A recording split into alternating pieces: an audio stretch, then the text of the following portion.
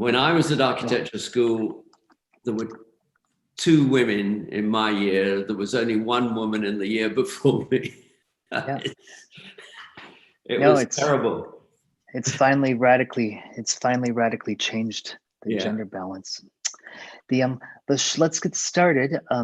It's a pleasure. Welcome everyone. Good afternoon to the final lecture in our 7-part series entitled Architecture and Civic Service.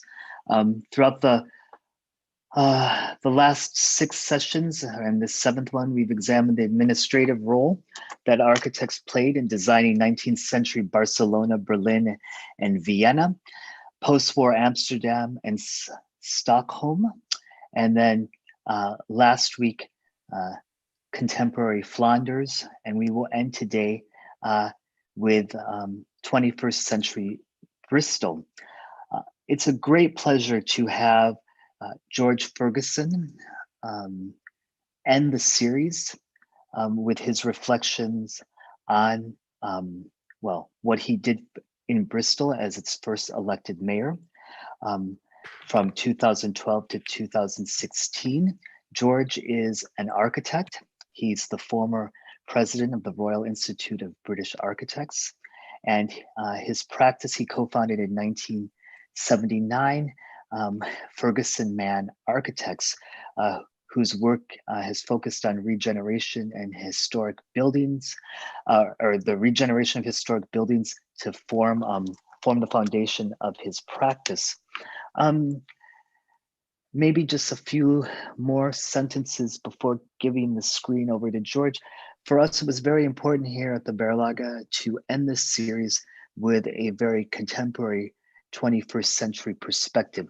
We started with Schinkel's Berlin, and we now end with the Mayor's Bristol, to give each one of our contexts a possessive for coherence. George's work as mayor and as an architect has really been to expand the idea and the role of the architect and what that means in the 21st century for a new kind of architectural practice and thinking. And it's a pleasure to have him share his story with us today of how he's basically reactivated the role of the architect for the 21st century. So George, it's a pleasure to welcome you to Delft from Bristol, and we give the screen to you, and we very much look forward to this lecture. Thank you. Thank you, Solomon, and thank you, all of you. I'm just so sorry I can't be with you in normal fashion, and that we could have a proper interchange. The Mayor's Bristol, well, the Mayor's Bristol in a way was the climax of what I've been doing in Bristol over the last 50 years. So it's difficult to separate what I did as mayor from what I did before. I just, as an architect, I have always intervened in the life of my city. I felt when I came to Bristol as a student in 1965, so you can work out that I've had my vaccine already, I was intrigued by the city. I'd never lived in a city before. I'd lived in various parts of Europe and Norway, and my dad was in NATO, and I was fascinated by places, which is why I became an architect. But I think what was great about being at an architectural school right in the middle of the city is that the city became my school. And in many respects, now I've got to try and, oh yeah, sorry, I think I've got, yeah. So Bristol, Brigstow, it means the place of the bridge. And I will be talking about bridges and connections because I think they're so important. It is the most important thing in a city is to be able to connect its various parts. And Bristol has various images, but it's a city of villages. It's not a very metropolitan city. It's a city that is made up of historic and other villages that have come together to create a city. It was a very small medieval city, really, that has become a large expanse. And it is a green and blue city. It is a port, and it has water wending its way through. Now, the water was seen at the time I arrived as a disadvantage. It was seen as part of the dirty old industrial city. It was seen as a divider of the city between the north and the south. It was seen as an obstruction to the traffic. Yet now, this is a relatively recent picture. You can see that the water is an obvious benefit. And to me, it was a very clear benefit when I arrived in Bristol. What I loved about Bristol is that it was not as a city of villages, it was not a very planned city. It was a city of huge variety, both physically and socially. And that variety has increased in my lifetime here, with twice as much in the way of BAME community of enlarged and improved, I think, by immigration into the city. It's quite an anarchic city. It's the city of Banksy. It's the city of a few riots. We take down statues we disagree with. And so being mayor in a city like Bristol is an interesting challenge. It is not, you cannot be an authoritarian mayor. You have to be one that works very much with the people, and that is a very good thing. It is now a very colorful city. When I arrived in Bristol, it was very drab. It was very gray. I, as a student, bought one of these houses on the hill for a few £100. I mean, literally a few €100, because they were going to be demolished. They were derelict. And so I suppose that started my activism in a way, is trying to save this area that overlooked the harbour, right in the middle of the city, totally devalued, unappreciated by the city fathers who just didn't see the benefits. They wanted to build huge blocks of apartments and flats across this hillside with escalators going from the top to the bottom. It was a post-war modern vision that even as an architectural student, a fan of Corbusier and of Frank Lloyd Wright and Mies van der Rohe, that I really enjoyed the nature of the place. And as you see, we've added new buildings that reflect those buildings. The regeneration of this area started with a pot of paint. It was literally myself and another guy down the road, and we painted our houses. I painted mine red, he painted his blue, and we demonstrated that this could be a cheerful area. And I suppose that was the beginning. So I'm telling you some of that background because I think that was my beginning of understanding that placemaking, architecture, in the broader sense, beyond architecture, is about animation. And so this lecture, in many respects, is about animation.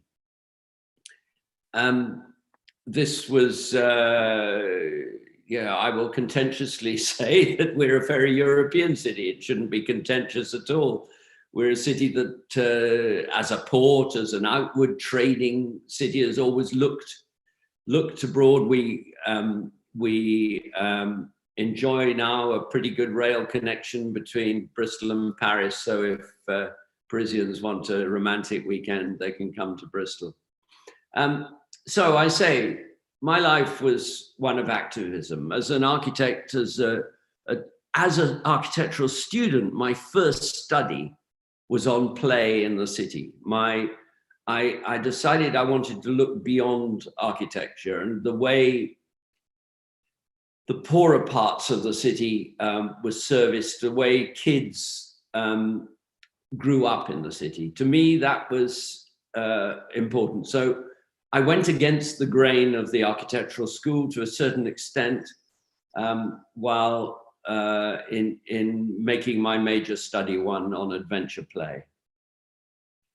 I also became very interested in the existing buildings, industrial, social, commercial, and residential in the city, and many of those had become derelict after the war or in the recession that in the 80s and 90s.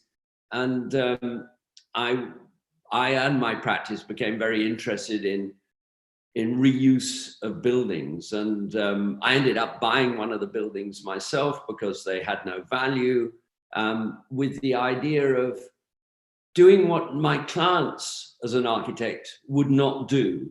And that is to mix uses, to bring buildings back to life with a variety of uses.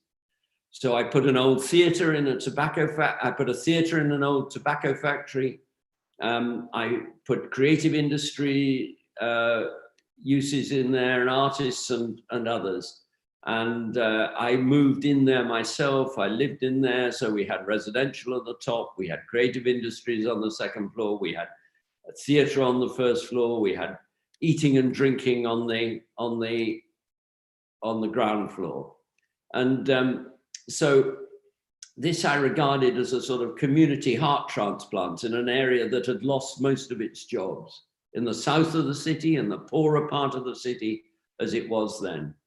And I felt I'm a great fan of some of the people I will mention, but people like Jan Gehl, and recognize that it's, to animate a place, you need a lot of independent enterprise. Regeneration is not about the big moves. It's about healthy local food. It's about rebuilding the food chain. We bought a small farm in now what we call tobacco factory enterprises. And this is all before I became mayor. But maybe it explains my attitude, but it also explains why I became mayor. You can't become mayor in a party political system as an independent unless you make a big noise. So I made a big noise about bringing the food from around the city into the city, because most of it was being sold to the big supermarkets and being transported away, and there was no relationship between the town and the country. And we brought a food business into the old tobacco factory to compete with the supermarkets. And we started brewing our own local ale, making our own local bread, which we delivered by bike. And you've got to recognize this is 15 years ago. And in 2012, we started our own Bristol currency in order to encourage people to use the local independent businesses, because we felt very strongly that the local economy, the circular economy, is what really benefits the city, rather than the big businesses coming in and pulling the money out of the city for their shareholders in some anonymous headquarters somewhere. And so this is the scene that people like Jan Gehl and Jane Jacobs and people would really love, because this is a street that was pretty well abandoned in the south of the city, and now is at the heart of this new culture of local business and local produce. So I'll get on to some of the more physical things then. The reason I stood for mayor in 2012 is that I'd got very irritated by the attitude of our city leaders. They were party political, and all of them. We have large councils, large city councils. There were nearly 70 members of Bristol City Council, and 4 different political parties, 2 of which would fight like just fight like rabbits, and rather than put their parties first and the city second. That is how I saw it. And I think they put numbers before quality. So they would compete on numbers. You compete on numbers of houses or whatever it may be, rather than looking at the quality of the place. And there was a post-war attitude that prevailed, that the old was bad and that the new was good. And I think the mix is good, and it is how you mix it that is really important. But the heritage is so important for the success of the new. I always find it really difficult to design new buildings on a blank sheet. I think you need something to relate to. And so the city council sold their cranes to a scrap merchant, and in the 70s, and a small group of us got together and we bought the cranes and off the scrap merchant, and we sold them back to the city council because we embarrassed them into buying them back from us. And then we used the money to start a ferry service in the harbour, which they also were going to partly fill in to create more car parking. So it was a very, very Philistine city in the 60s and 70s, this post-war attitude of regeneration being all about new, big, and lacking the love of the old and the grain and the history. And so in the 80s, there was beginning to be a realization that the harbour had a future. And I wrote an article called "A Kick Up the Dockside," and I started doing some master planning to illustrate what could happen. And we gained some planning permissions with that master planning. And what I said then, and I say now, is that in master planning, you have to put place first, and place is about the space. It is about the meeting places. It is about the activity, and architecture second. Architecture is the walls of the place, and it should not be seen in isolation. It is what creates the streets, the squares, the laying down of those streets and squares and spaces is so vitally important, because they last forever while the buildings go up and down in time. So thinking about the pattern of place is really important, and keeping it complicated, because complicated places are so much more interesting than simple places. So don't be deceived into thinking that keeping it simple is good. I think it is the curse of much planning still, is that it is too simple. While the places we love, the places we really enjoy, and this is the result of that planning. This is what I got planning permission for at the time, was learning from the past, but not imitating the past in any way other than the quality of place. And so this became a guide to what happened. But then, because developers are greedy, and the city, to a certain extent, the planning system is quite weak, then they add height, they broaden the streets to bigger, wider streets with bigger buildings, and it loses the intimacy. And to my mind, that is the disaster of so much of our planning.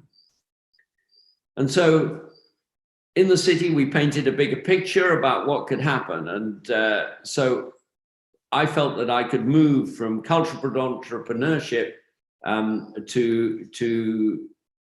urbanist to city leadership. And I wanted to take the local lessons of these things that we've been doing as activists to a higher level.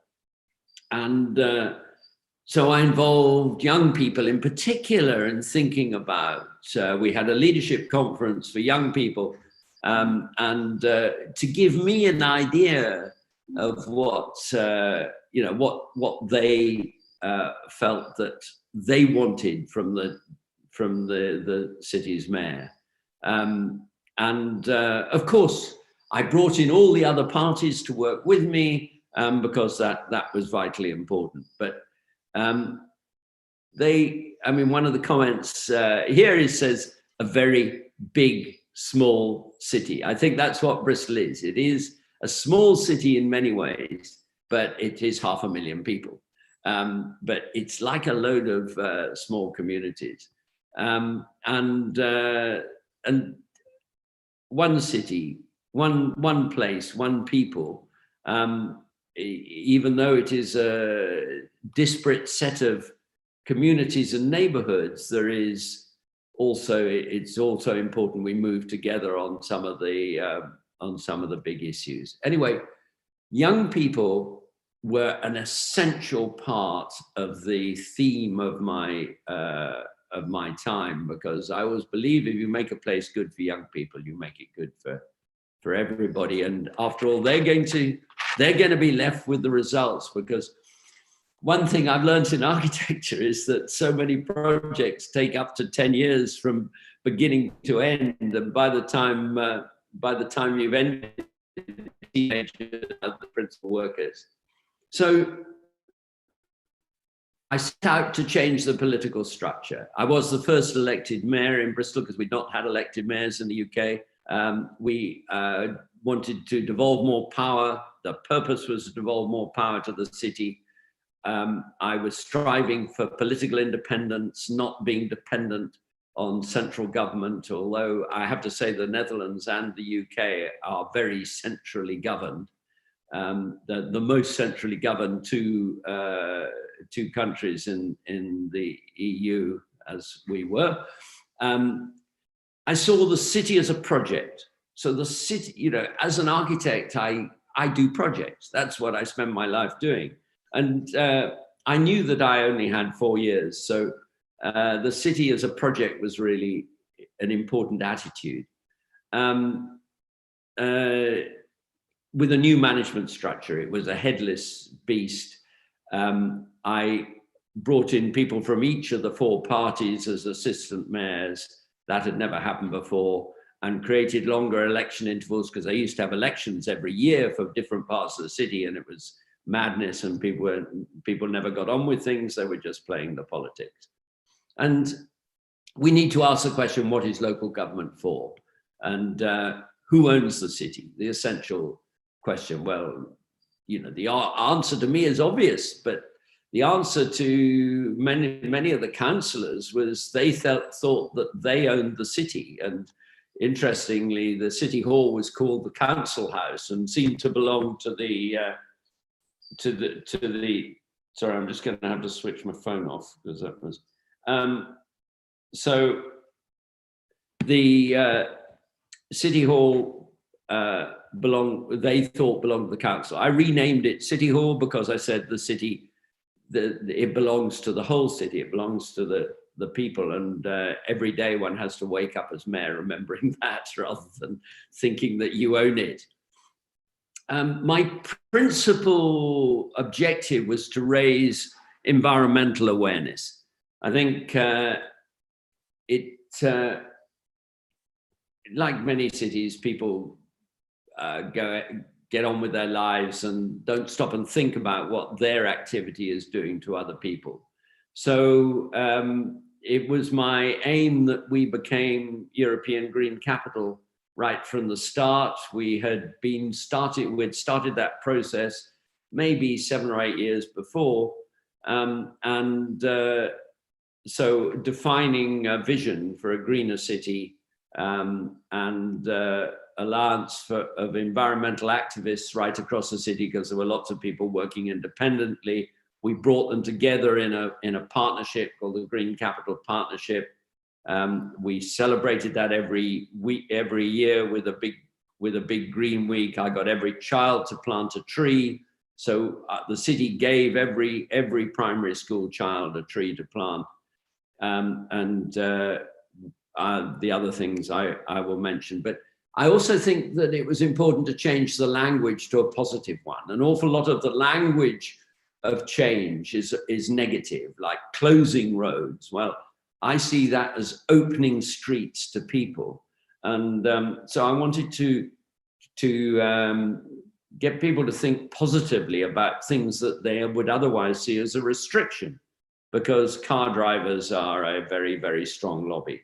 So we're a city with a global environmental vision. We did become EU Green Capital, which was probably the proudest thing of my, the biggest achievement of my time, because that really impacted on everybody. I went back to, as soon as I got elected, I went back to reading Jane Jacobs, who I'd read first in my first year at architecture school in Bristol, and probably affected my life. I mean, I think she was probably one of the greatest influences on my professional and career, which I don't really separate from my general living. And so I was very pleased as president of the RIBA to be able to give her an honorary fellowship of the RIBA before she died. I think what the lesson of Jane Jacobs was is don't necessarily believe what they tell you. And I think there are so many quotes from Jane Jacobs, but it is about the power of the individual coming together as a neighborhood, as a community, to be able to change things. And the main responsibility of city planning should be bringing those people together to make things happen. And so I think after 50 years of this thinking, we are at last waking up from the urban nightmare that has stolen our streets from the people, and particularly from our children. And it is a nightmare. I mean, in Delft, you have the most delightful, gentle place. But in the bigger cities, we have created these tarmac nightmares of signs and lights and dangerous places. And the car is the biggest urban disaster. And I was determined to tackle it. But if you want abuse as a leader, tackle the issue of the private car. So I reduced the speed limit from 30 miles an hour down to 20 miles an hour across the city. Introduced a residence parking scheme to reduce the amount of single driver car commuting, do the obvious things of improving the public transport infrastructure, although we didn't have the finance to do what we really should be doing, and reclaiming the streets, doing lots of little interventions that make it safer for the children to go to school, cycling projects, and other things. But the most important thing, I think, to me, was to make sure that we embraced all cultures across the city. And going back to my roots, we created, the woman on the left actually created a wonderful program called 91 Ways, which celebrated all the food cultures across the city. And we have 91 languages, hence the 91 Ways, and 45 different religions. Nearly 25% of the population is non-white, British. So that mix of culture is really important. I said, putting young people at the heart of decision-making, going to the schools, working with the schools to create healthier places, to get them to grow their own food, to start cooking from a very early age. As I said, to get every small child to plant a tree, which I think was probably better than so much of the education that they get, and to have an ambition to make the city into a nature reserve. But I've always had no compunction about stealing and adapting ideas from my hero places. I mentioned Jan Gehl, who I knew of when I was a student, and when I met him 20 years ago at a conference in America, I thought, oh my God, I said, Jan, I thought you were dead, because you were one of the wise old men to me when I was a student. Anyway, Jan is still very much alive. And it was just, everybody thinks of Copenhagen as being this wonderful, civilized walking city, but it was as traffic ridden as any of our European cities 40 years ago, or 40 years ago, and now has shown what change is possible. But one of the things I would like you to go away with, and I'm not finished yet, is the permission to break rules. I think you don't make great places without breaking rules. I think too much of the dullness of new places has come out of the rules that regulate the distance between buildings and other issues from planning and building regulations. And I think there is some strange divide in many architects' minds between the places that they really enjoy. And I defy anybody not to enjoy this street in Bologna, which is really a street of cupboards. On one side are cupboards full of food that spill out during the day into a market. On the other side is cupboards full of little bars with drink that spill out with their tables in the evening. And I can almost reach both sides of this street. And applying that scale to modern planning is often breaking the rule. And yet it's that intimacy, the tightness, this hasn't got the same animation, that actually often makes such a good place. And standing buildings alone often makes such boring places. So making history work for us in our architecture, to me, has been really important. And I was lucky to be in Bristol because there were so many lessons. We had the finest, the biggest 18th century square in the UK called Queen Square, in England anyway. It may not have been as big as one in Edinburgh or in Dublin, which is not obviously in the UK. It was a fine square. We had sheep. This is bang in the middle of the city. Bring animals back, to my mind, instead of oil-driven, diesel-driven mowing machines. And this is what we did to the city early in the 20th century. Before the war, the city planners probably destroyed the city as much as Hitler did during the war, because we were badly bombed. They drove highways through our historic areas. And we were able to reverse that. And I think the reduction of tarmac in the city was one of my biggest aims. That is something that I was working on before I was mayor, and obviously when I was mayor. So Bristol, this is showing the heart of the city. There is Queen Square, the square that had the highway going through, that is now restored. This is the harbour that runs through it. And right to the right is the station. Nearly a mile, well, it's about a kilometre from the centre of the city, and there is a mile between, which is 1.6 kilometres, between the station and the SS Great Britain. Now, Brunel, the great engineer, built the Great Western Railway that came from London to Bristol and still exists.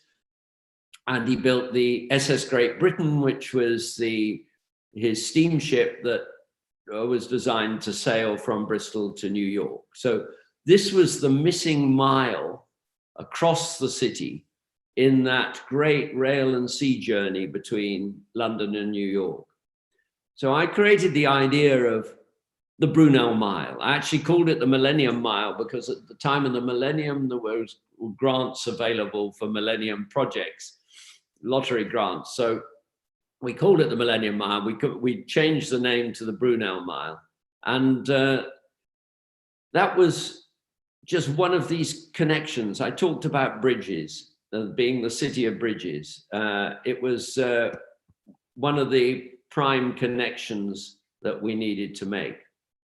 So joining the dots, here is a diagram of the station area. The station was, as I say, was outside the center of the city, as they often are. Brunel had wanted to bring it right into the city, but what it has left is around the station was a pretty poor industry, really. So around the station has become the opportunity to create a new hub. It is the biggest transport hub in the southwest of England, and so it was obvious that that was the area that we should create a new place.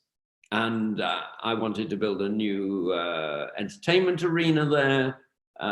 The subsequent mayor decided to move it to the edge of the city, which I thought was madness, but there's politics for you because it wasn't his project.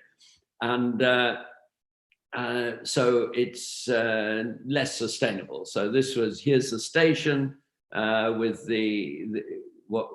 what at this point was just a concept for an arena, and that this becomes a very mixed use area now with the university creating University of Bristol. We have two universities, but the University of Bristol creating a new campus, a second campus down there. Obviously, students are a great generator of activity, and so that has given is giving potential great new life to the place. So the station is on the right. The Queen Square is on the top left. That square that we've restored, and here is creating not a traffic connection, but a walkway connection. Instead of having this highway going past one of our finest churches, St. Mary Redcliffe, we are now planning this. We've been planning it for ages. These things take so long. As I say, from highway to our way to a mixed-use community that is an active transport route rather than a car route.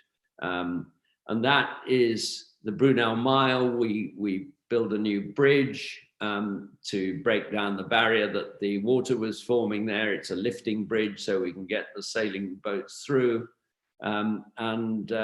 There is the SS Great Britain at the end of the mile, and maybe we need another bridge. I would like a pedestrian bridge across there as well. So we've moved from a culture of industry. Bristol was quite an industrial city. We had many killing industries. We had cigarettes, which I've referred to before. We have the armaments industry, the aerospace industry, and most of those are on the decline. And certainly cigarettes have disappeared, and we have chocolate. So we had a lot of traditional industries which have gone, and we've moved to cleaner commerce and leisure. So we're now, there are the cranes that I'm proud to say are still there after 40 years after they were, nearly 50 years after the city council was selling them to a scrap merchant. We use the language of docks. you know, you could easily see this happening in Rotterdam as well, with Container City. This Container City, we have, I worked with a very enlightened local developer. There are something like 60 independent small businesses operating in it, with a new street of independence with no chain businesses allowed. Now, of course, that is beyond the say-so of the architect. But as architects, we can influence our clients. I mean, here is a wonderful example of a property developer whose aim is to make money, having the realization that you don't just bring in the big names. It's you get a bigger result with many small independent businesses in terms of the activity, and the activity brings the value. So encouraging the circular economy was one of my principal aims. Celebrating independence, supporting local currency, which in a way is a game, but it's a game that opens people's eyes. Enabling street markets, encouraging mixed use in the buildings. And if not within the buildings, a mixed use of buildings around a space, and encouraging local energy cooperatives. So small shops, as Jan Gehl would say, bring big activity. You know, that rule of always having something different happening every 5 or 10 meters, rather than the same thing. Many front doors. And that's something that Aldo van Eyck always says, is that a place is made out of doors and windows. And the, you know, every door is a place, every doorway is a place. And I think Aldo van Eyck was one of my heroes when I was a student. And I went to Amsterdam to see some of the playgrounds that he had designed, because that was part of the project that I was doing. So encouraging, and it's just wonderful that architects can get into that sort of level of activity, the design of playgrounds. Encouraging active independent travel obviously leads to cleaner air. I set up a cycling network plan for the city that is still ongoing. We're a hilly city, but I sold my car, by the way, in when I was during European Green Capital, and I've never had a car since. So that's 6 years without a car, and I probably get an electric bike in my old age, but it's probably kept me alive. I love cycling, and I'm not a cyclist, but I get around. I'm a bloke on a bike, and I get around by bike, and I think that's what leadership is about. Is I got rid of the mayor's car parking place, and I replaced it with a cycle stand. And the photographs of the cycle stand went around all the mayors of China as an example of what they should be doing, but I don't think they probably took it up. So we come back to joining the dots. This is the station, some visioning which is now happening of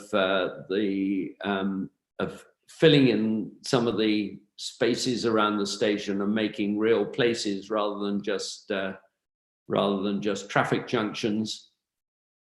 I was to put, and we had a big architectural competition, international architectural competition, to build an arena at this transport hub, which, as I said, politics has interfered with. It was ready to go, but I was unable to deliver it. But I also had fun. I suggested the Houses of Parliament in London are in a bad condition, and there's a very big project to restore them, and they're going to have to move Parliament, the members of Parliament out, the MPs out for a time, for up to 6-7 years. And so I suggested they move them to Bristol, to the station. It was a bit of fun. I knew they wouldn't do it, but it brought attention to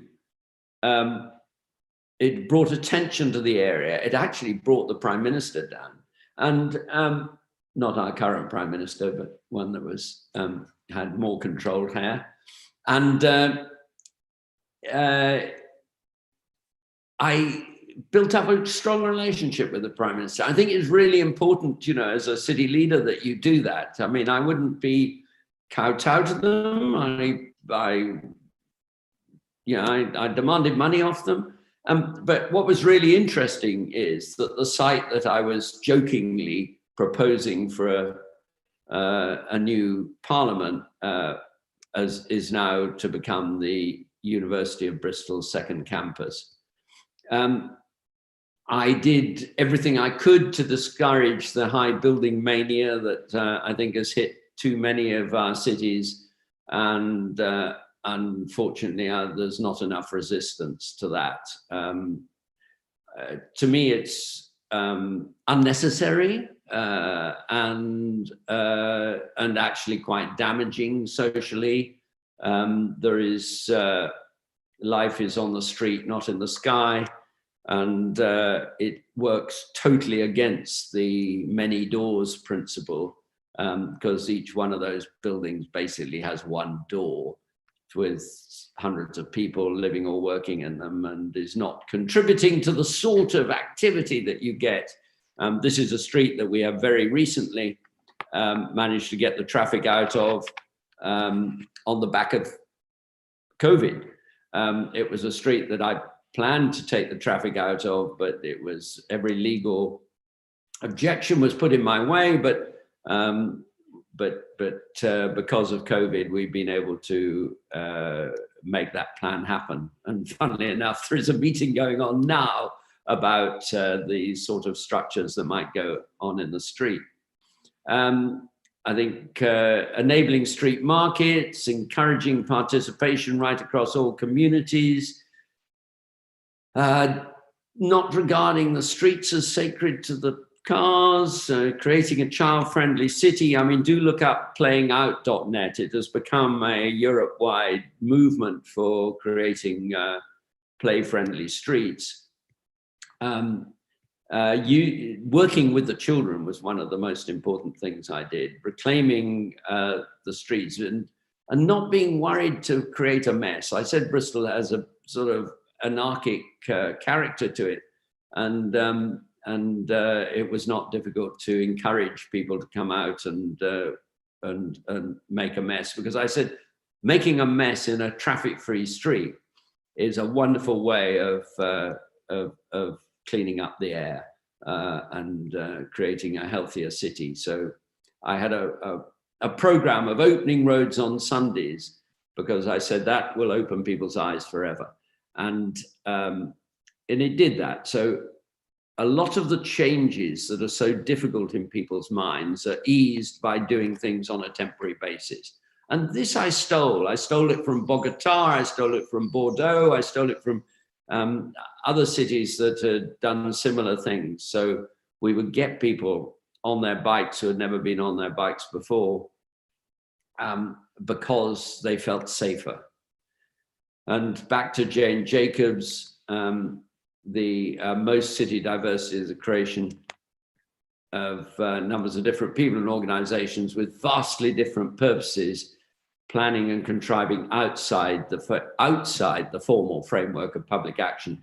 And so my leadership, I think, was as much about saying yes to people, about giving permission, than it was just about doing things. The city itself is limited to what it can do. But if you put all the activists, all the people together who care about the city, then big change can happen. So big change can, I believe, is about giving permission to those to make that change who are not necessarily part of the formal. I mean, an artist came to me.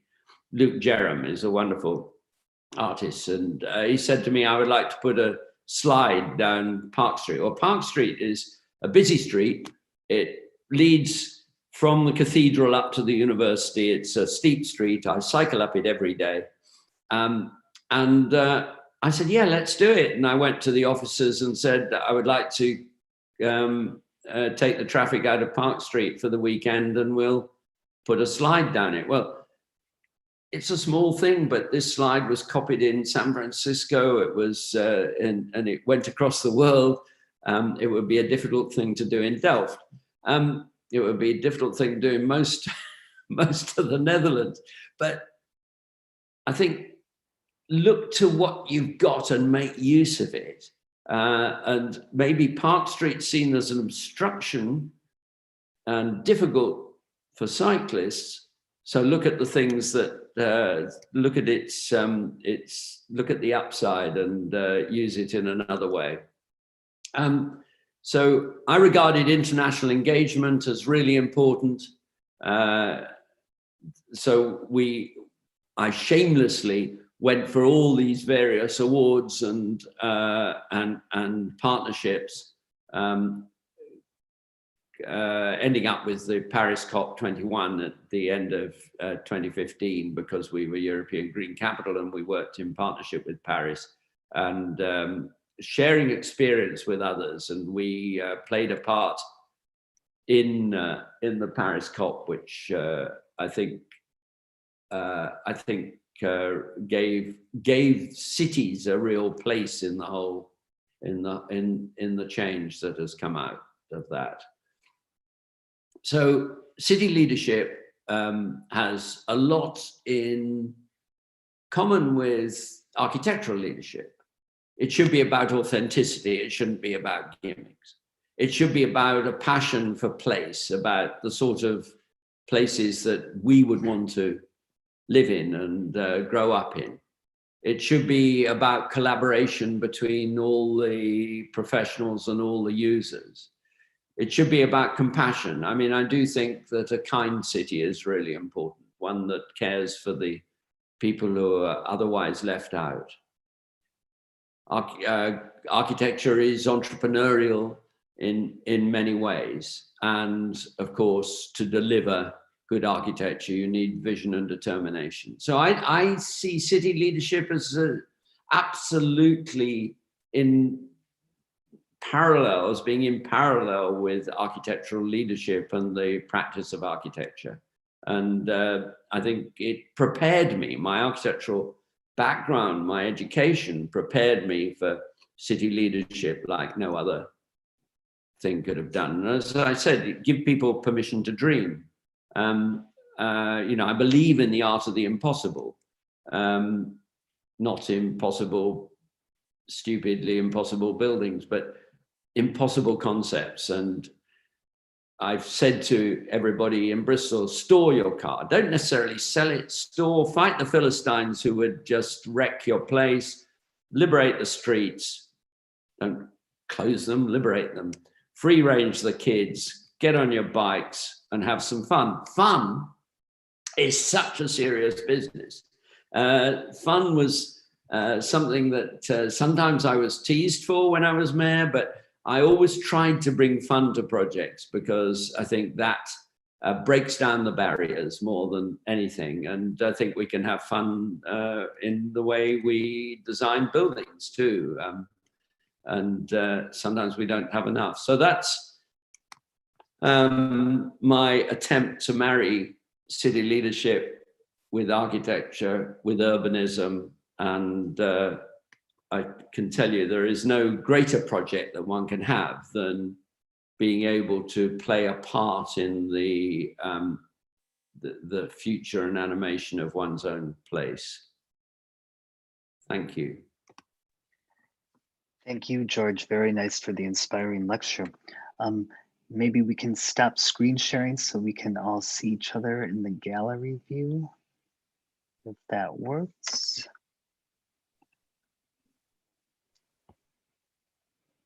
I'm stopping stream share, yeah. Yeah, there we go. You had the on the computer then, yeah. Great. So I know that there are some questions from our students. Matthew, would you like to kick off? Sure. So I was born in Bristol in Southmead Hospital. I grew up very nearby. All my friends live there, so I'm very fond of the city. Haven't been in a while for obvious reasons, so it's very nice to see some very familiar images. And I was very interested when I first heard about your mayoralty. So Bristol in the last couple of years, and I'm talking actually sort of after your term, has had a bit of a crisis in homelessness and sort of people having quite visible personal crises on the street and things like that. And I think a lot of this is down to the austerity that the national government put into place. And this affected your own administration as well. So there was very little money for you to sort of provide what you wanted to provide. So I was wondering, basically, do you wish you had done anything differently if you'd known quite how sort of much money you were going to get and how little support would have been given to sort of built projects? And then sort of as a second half of the question, if I was showing one of my Berlage colleagues around the city, your legacy as an architect is very clear and as a built legacy. I was wondering what I should show my colleagues as a legacy of George Ferguson, the politician. Right, okay, well that's really good. Anyway, I'm delighted that you're a Bristolian then. I'd like to say so. Yeah. The homelessness issue is a absolutely chronic one. It was one that exercised my mind throughout. And as I said, we're very centrally governed. So we couldn't deal with the cause to the extent that I would like, because the cause was one of extreme inequality. We have massive inequality in terms of health across the city as well, as all British cities do, with at least a 10-year life expectancy difference, depending where you live. It's a postcode lottery as to how long you live. We worked. My main thrust was to work with the charities because that deal with homelessness. So we spent about £10 million a year on supporting the charities to deal with people that were homeless on the street. Funnily enough, I talked to the Mayor of Rotterdam about it and said, why do you have so few people sleeping on the streets? Because you've got some of the same fundamental problems. And he said, well, we just don't allow them to sleep on the streets. And I said, you don't allow them? He said, yeah, we collect them in a van. I said, well, that's not it's not a way we can do things in the UK. I don't know how you perceive that in the Netherlands, but so we can't just sweep people up. We did create quite a lot of hostel places, but then there are a lot of people who don't want to go to the hostels because they're not allowed to drink. They're kept awake by the other people, so what I was looking at was how we could create interim housing for people on the street. I think there are two different big issues. One is those sleeping on the streets, which is a big issue in people's minds, but it's relatively small numbers. And then the other is technical homelessness, where people actually are not on the streets, but they're homeless in that they don't have their secure home. And so in Bristol, there would be, for instance, about 10 or 12,000 who would be technically homeless because they don't have a place they can really call home. And there would be 30 or 40 people sleeping on the streets, but they're very visible. I think the big issue to my mind is that we have some very important regulations in terms of standards of housing, which are applied more to public housing than they are to private housing. So funnily enough, the public housing standards are higher, the space standards are higher. And in a way, that's getting in the way of finding interim solutions for those who are destitute, because the council doesn't want to be putting people into substandard accommodation, because then they're accused of doing just that. But I think in an emergency, one has to have interim solutions. And we backed a guy who's been housing people in shipping containers that are converted into actually very good small homes, for instance.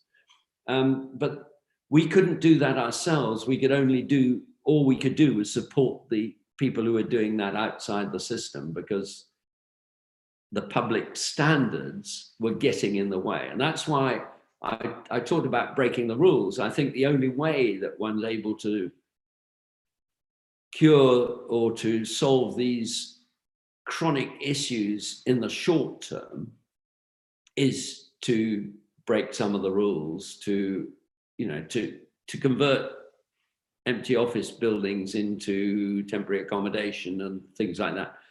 What I was aiming to do was to give everybody a key. I think so everybody's got the opportunity, if they've got a dog or whatever, they've got an opportunity of having a place, having an address that gives them a vote, that gives them, that puts them on the system. And even if that place for 1 year is below the standards that one would like, it's better than being destitute. What would I like people to look at in Bristol? I think the environmental improvements that, I think that the Brunel Mile would be a good example. I think the independent, I mean, it's something that I've been working on for years. So, but I think that the independent streets, the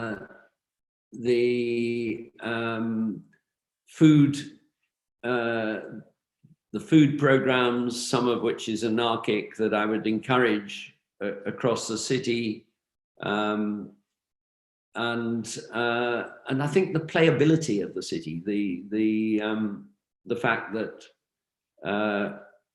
that it's not just playgrounds where children play, but of course this year has put a bit of a stop to that. It shouldn't have done, and but it has. But I think that we have become a more playable city with a greater sense of fun. Thank you very much, George. Thank you. Hi, thank you for the lecture. I kind of was wondering, you mentioned in the beginning that Bristol was this, a bunch of villages that created the city, and there was this huge diversity. And if you could kind of expand on what was done, or your ideas on these kind of smaller scale neighborhoods that are more outside of the city center, that are kind of farther away from these commercial and public large spaces, because Jane Jacobs really kind of mentions this kind of interaction with the neighborhood, and especially the stoop is really important, and kind of your ideas and what was implemented on kind of on the outsides of the main city center. I think my principal interest was investing in people who were perceived as leaders in their neighborhoods and in their projects. So we did quite a lot. I did quite a lot in terms of putting public buildings into community use and into community ownership. Because my lesson from the tobacco factory is that a building of that sort can absolutely transform a place.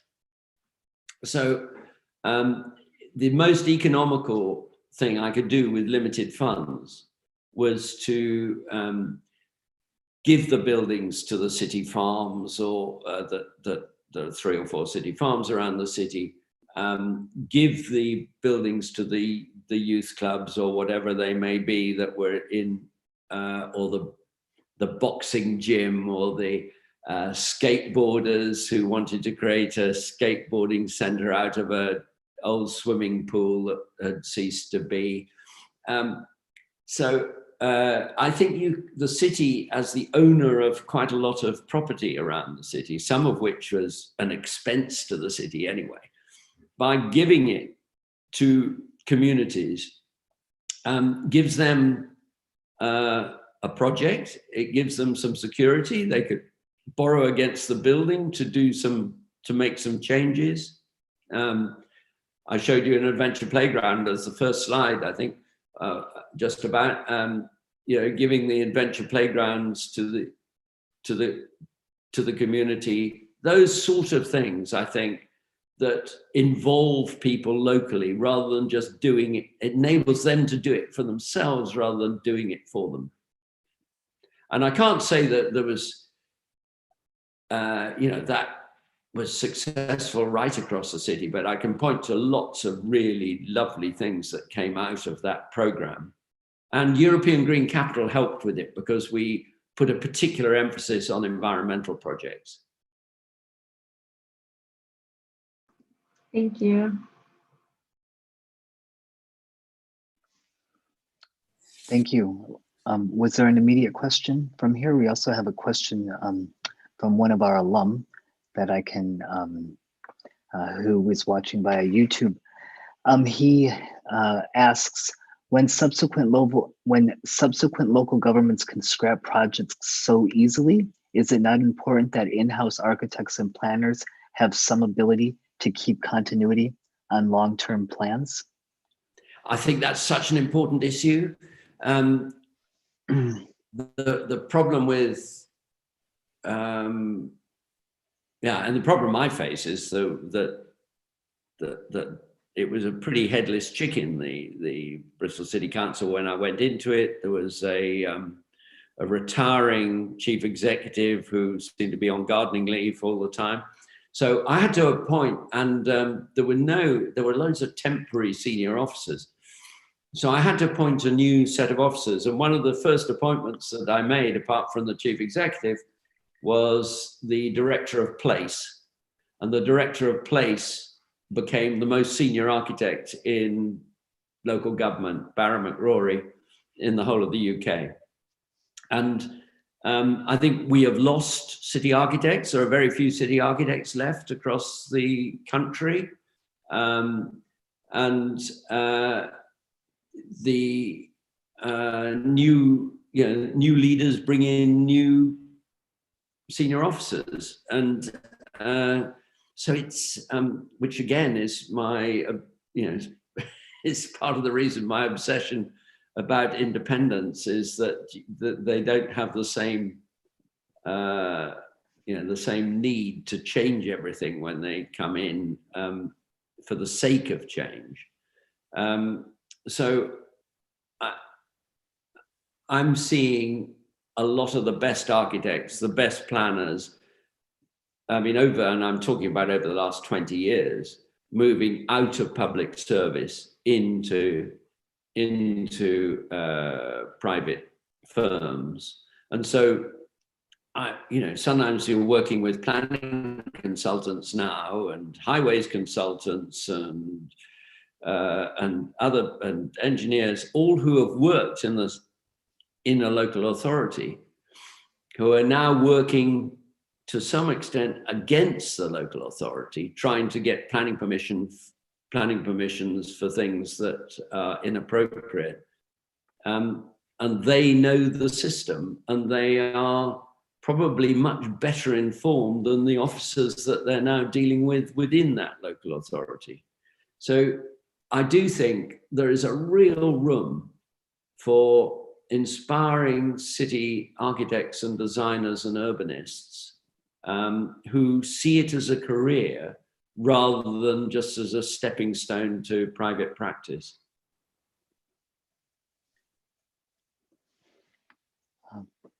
Is there another question? I have a question. I'd like to Sure. ask about pedestrianization. Now, I understand that this was an important plan, part of your green agenda, and one aspect of pedestrianization is its possibility to create lively neighborhoods that cater also for retail shops. And this is something which Jan Gehl also mentions. Now, a potential danger of this is an increase or a change in real estate value, gentrification, and displacement of urban residents. So put against goals surrounding inclusivity and inclusive city for everyone, I'd say this is an undesirable effect. Now, my question is, how would you navigate between contradictions like these? Yeah, I think, I mean, you finished the question. Yeah. Yeah. Gentrification is a massive social issue. I think fear of gentrification is also a massive social issue, and too much fear of gentrification becomes an argument for doing nothing very inspiring.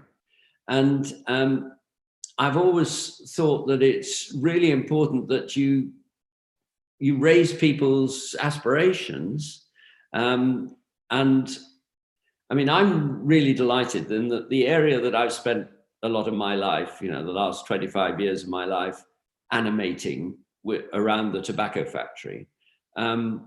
Some people would say is gentrification, but actually, if you analyze it, there's a massive, there's a really good balance between the rich and the poor and people from different classes of work and all that sort of thing. It's an extremely good balance, partly because it has the good fortune of having a lot of public housing in the area and hostels. It's got hostels for the lonely or the destitute or whatever it may be, so that helps to maintain the balance. I think it's a matter of not being gung-ho about it, but I think the accusation of gentrification is sometimes patronizing to the original community who desire improvement. The danger is them getting priced out of the area. But if you apply that right across the city, then you get a better balance. I think the problem is if you get, you could see it happening in Manhattan. I've got a friend, an artist friend in South Manhattan, who lives in a rent-controlled apartment. It was the artists that moved into that area of South Manhattan that raised the values, and then it was only because of the special rent control that was brought in for the artists that they can still be there. So she pays a very low rent to live in a loft apartment that's probably worth $10 million or something, which is very strange in a capitalist America. So there was a little bit of balancing that went on with extreme gentrification. I don't see that extreme gentrification happening. I mean, if you take some of the inner city areas, St. Paul's is the well-known inner city area of Bristol. It's where the first urban riots started in the 80s.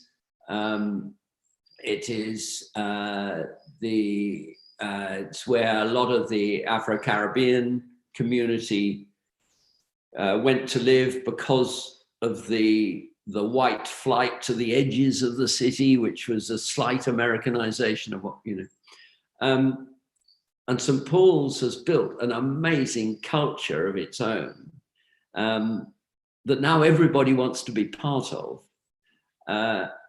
So in a way that was it gentrification? I don't think that was gentrification, but it was sort of cultural. There was an element of cultural manipulation going on there, but it's created a really interesting place for everybody. And I think it's certainly not resulted in the original community being turfed out, but it's something we've all got to be really conscious of. And I've been accused of gentrification sometimes, and I'm always interested in looking at how one compensates for it. But I would never say be so afraid of it that you do nothing, because I think that is the biggest danger. I think a little bit of gentrification can be a good thing. It gets bad when it tips over to completely to excluding the people who were the original community.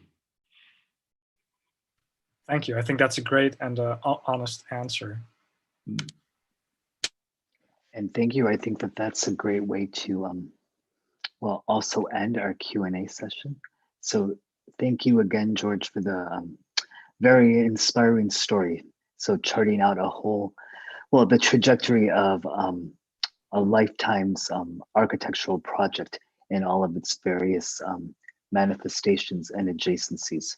So one that continues up until this day. So I very much appreciated charting it out from the beginnings of a student to the present day. So a real testament to kind of how one can establish a very multivariant body of work with all sorts of different interests, imagination, and as you say, fun. And I think that that's, well, the most important thing, that everything that we do, we always have enjoyment, imagination, and excitement too. So thank you for this. And well, we look forward to catching up with you on a more personal basis later this afternoon. And we leave you now. Thank you again for the great talk. Okay, well,